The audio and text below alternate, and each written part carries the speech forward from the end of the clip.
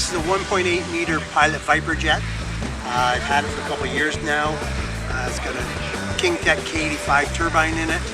Flies super. I really like the way it flies. I do have a problem with it landing. It really tends to float. If I don't get it slowed down, it tends to skip.